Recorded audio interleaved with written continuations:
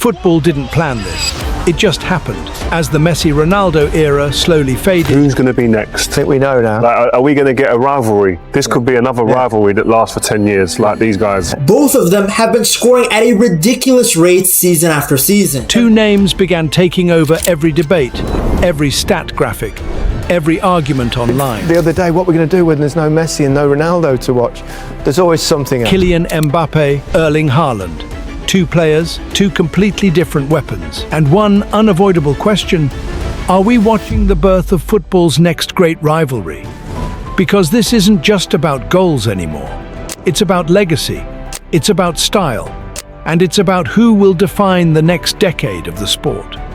Mbappé and Haaland arrived at the top in opposite ways. Mbappé's rise was loud, explosive, impossible to ignore.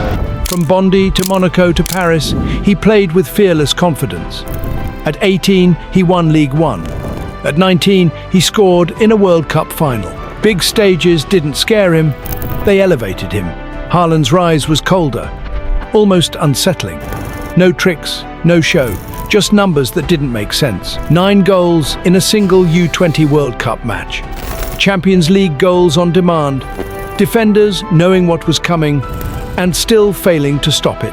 Where Mbappé announced himself with moments, Haaland announced himself with inevitability. An obsession with goals with Erling Haaland, and he is fun to watch. At club level, the contrast only deepened. Mbappé has more total goals, more trophies, more creative freedom. He bends matches, drifts wide, creates chaos, then finishes. Haaland scores faster. 1 goal every 85 minutes. No build-up, no warning, just punishment. Mbappé opens games. Haaland ends them. I would take Erling Haaland. And then there's the Champions League. Haaland has already lifted it. Mbappé hasn't. That single detail quietly shifted the pressure.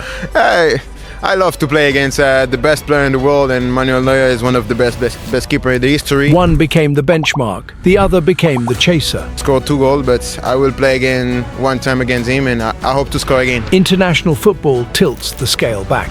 Mbappé doesn't just play World Cups, he defines them. A champion at 19, a Golden Boot winner at 23, a hat trick in a World Cup final. Those moments don't fade, they follow a career forever. Haaland doesn't have that stage. Norway offers no margin for error, and yet he's already their greatest scorer ever. Same dominance, smaller spotlight. Stylistically, they feel like opposites. Haaland is gravity. The game bends toward him. 1 run, 1 touch, 1 finish. Mbappé is acceleration. He stretches the pitch, drags defenders apart, then attacks the space he just created. One is inevitability, the other is explosion. When they collide, the noise gets louder. Haaland scores. Mbappé responds. Madrid versus City, power versus pace. And on the biggest nights, when Mbappé delivers moments that live forever, the rivalry sharpens. Not because Haaland disappears, but because Mbappé announces himself. The numbers refuse to settle the argument. Mbappé leads in assists, versatility, and international impact. Haaland leads in efficiency, Champions League rate, and record-breaking pace. Neither has won the Ballon d'Or yet, but history tells us awards follow narratives, and narratives follow rivalries.